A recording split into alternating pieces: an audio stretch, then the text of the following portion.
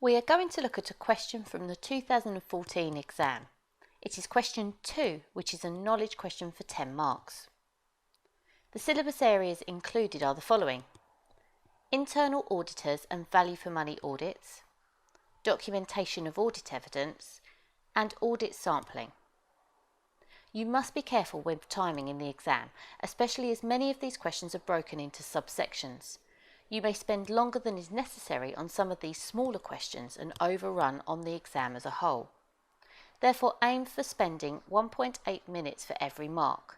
This question should take no more than 18 minutes. To successfully complete this question, you will need to plan your answer, taking care with the time allocated to each part of the question. Be confident in the syllabus areas, and have clear and efficient communication.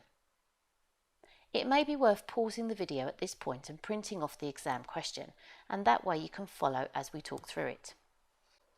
You may find some of these smaller exam questions contain areas of the syllabus that require a bit of thought. In the exam, if you cannot think of any ideas to generate into marks at first, leave a big space and move on so as not to waste time that could be spent on other questions. Now, let's break down the requirements. Part A asks you to define the 3 E's of a value for money audit. This is for 3 marks, and so a description of each E will give you the marks. Just stating the 3 E's will not be enough. Part B asks you to describe 4 benefits of documenting audit work. This, I feel, is the most challenging part of this question and would have left candidates searching for some ideas in the exam. Each benefit discussed will be awarded up to 1 mark each. Be careful not to spend more than 7 minutes on this area. Finally, Part C asks you to define what is meant by audit sampling and explain the need for this. A well-prepared candidate should have no problem with this part of the question and should spend around 5 minutes to complete it. Let's now focus on Part A and the value for money audit. A value for money audit is one of the many services that can be provided by the internal auditor. This type of work is concerned with ensuring the entity makes decisions within the business that achieves their overall objectives. Examples include making decisions on suppliers to use, increasing credit terms to customers, and expanding their product range. These decisions may have many benefits, but the business must consider whether there are any drawbacks and whether these drawbacks outweigh the initial benefits. Therefore, the internal auditors can conduct a value for money audit. This looks at getting the best possible service for the least resources. It is otherwise regarded as a review of the 3 E's. The 3 E's stand for economy, efficiency, and effectiveness. To review economy is to obtain the best quality of resources for the least amount of cost. The review efficiency is to gain the maximum output with minimum resources needed. To review for effectiveness is to look at whether the project will achieve the company objective or goal.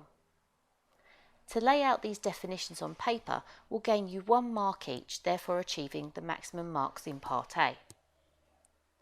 Part B, we must describe 4 benefits of documenting audit work.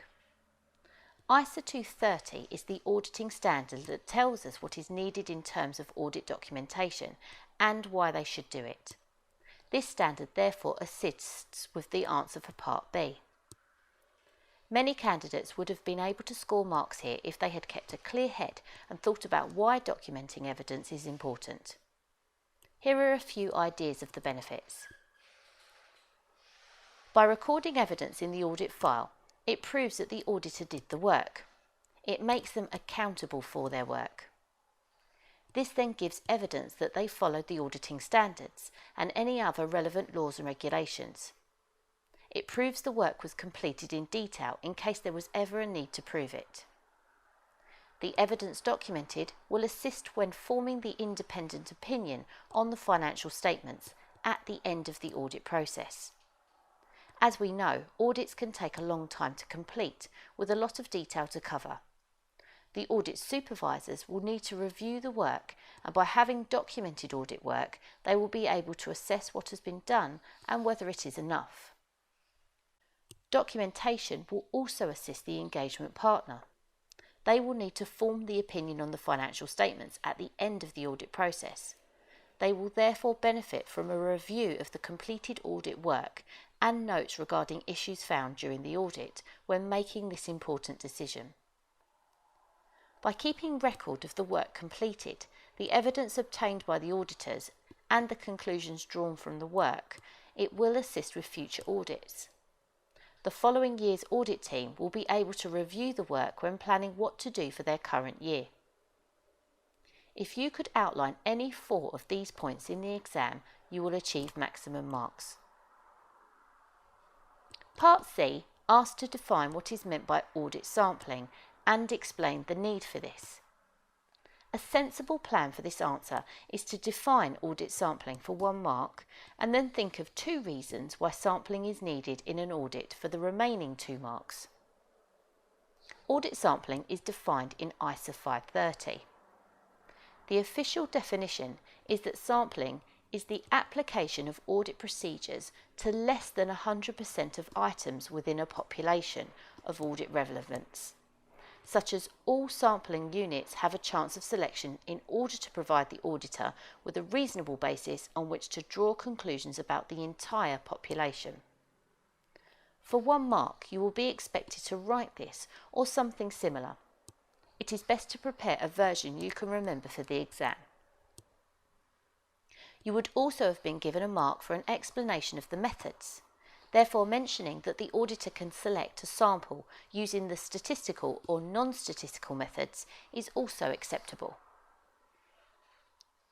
The need for sampling is largely because they cannot possibly test every single transaction for every audit. For a large number of statutory audits, there are too many transactions, and therefore the auditor must choose a sample to decide if there could be a material misstatement present in the balance. If misstatements are found, the auditor will very often go on and increase the sample to test if there could be a larger problem in the balance. The other reason is because the auditor is not expected to provide absolute 100% assurance on the financial statements. Remember, they are supposed to provide reasonable assurance, which required a high level of detailed work in forming a conclusion. This does not expect them to look at every single transaction. We've now completed this question. Please remember, to be successful in this type of question, we need to plan the approach and ensure we have identified how long is needed for each part. Use headings to introduce your answers and space out your points so it is clear for the marker where the marks can be allocated. And if you're unsure of an area, reference to the question on your answer page and leave a big space and move on, coming back to it when you have given yourself some time to generate ideas and complete some other questions. I hope you found this video useful. Thank you and good luck.